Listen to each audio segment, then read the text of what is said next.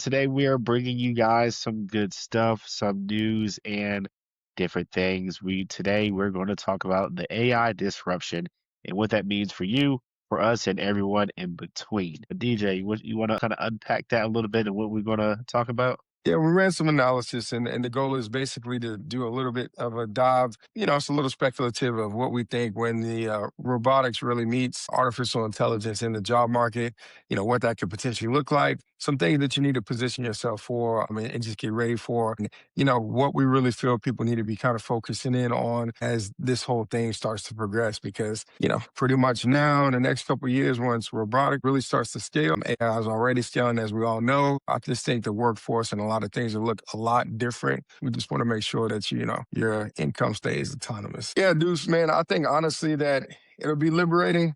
It's hard to tell for sure, of course. Nobody can really predict the future. I would tell you, I guess, from what I would like to happen, I think it'll be liberating. I think I'm on the stance of utopia, so I'm hoping it'll be more of a utopian experience for a lot of individuals. But that's kind of where I'm at. Now we know we have like the figure three. I think they're on their third iteration. We have Tesla Bot. We have all of these, definitely in across the pond or in the, overseas, all kind of different type of robotics. And here in the States, we know robotics is really starting to come into the fold as well. I think later this year, they're supposed to be one of the first major releases of a person. To be kind of the sweet spot, especially for how you shift your mindset as far as whatever role you may have, like software engineers, right? Yeah, there's going to need to be somebody to maintain, the back end of those LLMs, some of those different bots that they may have, and how AI overall just reacts, right? That's the maintenance parts of it. From a software perspective, there's also a hardware perspective for maintenance, right? The thought that keeps coming to my head is iRobot with Will Smith, right? Yeah, of course, that's a staple. Yeah, I mean, that movie, it really kind of and that goes was to oh show like three, oh four, or something like that. it, That's it was it crazy, was right? it Yeah, was a while ago, right?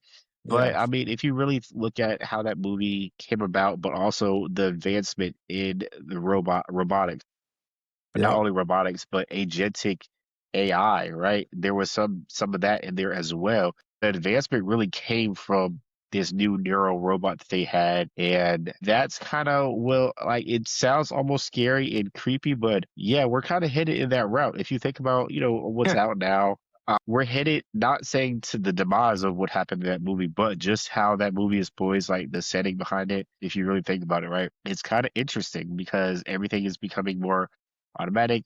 If you look at that movie, a lot of jobs were taking, not necessarily taken, but transitioned, as so to speak, as far as like, let's say you could have delivery drivers completely automated with robotics, right? And AI. There's things of that nature that kind of really go into it. If we're looking at, things right now, what Amazon is doing. And yeah, so there's a lot of risk in that. So, like I said, Yeah, advanced robotics, like it says, is clearly moving from a centralized to complex logical tasks. And all I can think about is iRobot. yeah. I mean, and I think it'll behoove us to separate the two, right? Because we have AI and you have, agents and all of those things, and then you have robotics, right? So I mean, like if you separate the two, robotics being, where manufacturing and like labor, like physical labor, customer service, there's already applications that are out there. And do you know this that can call or take calls, and we get that with AI all the time now, and you can kind of tell.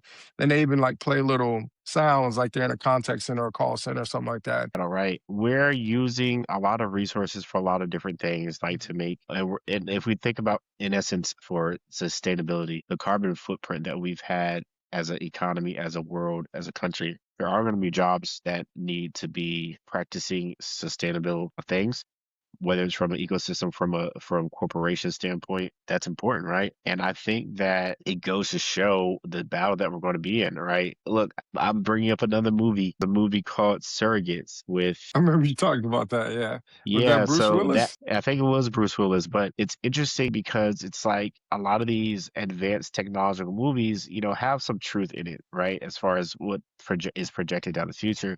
And there's always a constant battle, I think, between doing the good of the nature for the world, right, to sustain us as a ecosystem versus what's good for the advancement of technology, right? And there's Hmm. always going to be that battle down the line, in my opinion.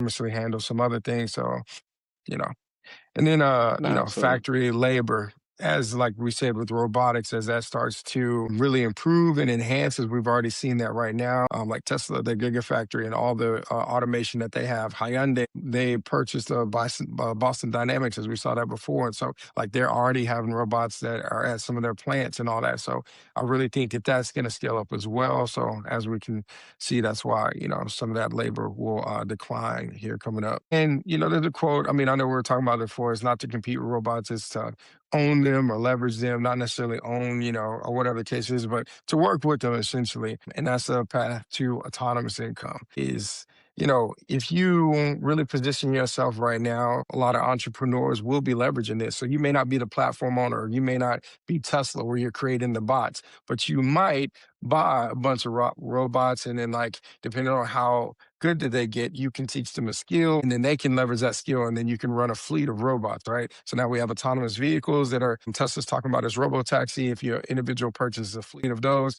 you can put those out on, a network. In my mind, it's just like the same thing with robotics. Like as these things really start becoming a fold, like you may have like new businesses where you can go and rent a robot, from an entrepreneur that went out and Absolutely right. invested in all of them. Yeah, yeah, yeah. And that's They been did. working pretty well, honestly, because that goes across email and in their whole ecosystem to kind of Yeah. like, Their can you whole draft Google a response? workspace. Yes, Yep. and that's why I think we've been talking about this before, man. They're really positioned to do well. Like, so I know it's heating up. It's not heating up. It's been hot, and it continues to get hotter with all the competition. But I mean, Man, it's Google's just it's well hotter than you positioned. know what. Yeah, it's hot.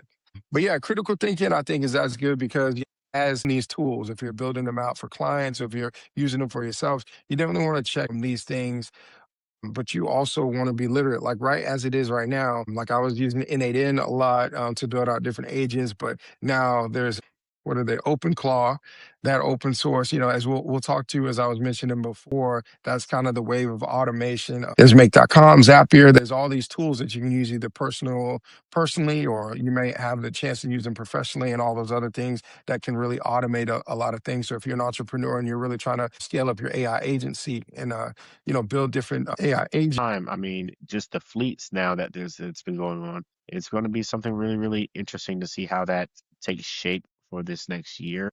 Yeah, I mean, this year we're supposed to theoretically have the robotaxi in Austin right now. I know the Waymo's already doing that, which is pretty cool because remember, again, they're using computer vision based approach. That's the approach that they took was just leveraging the cameras, and I think their approach was just like if we use just our eyes and we can drive around, then a computer can also use just its eyes versus lidar and all those other things. And I think the approach of having something that we don't have is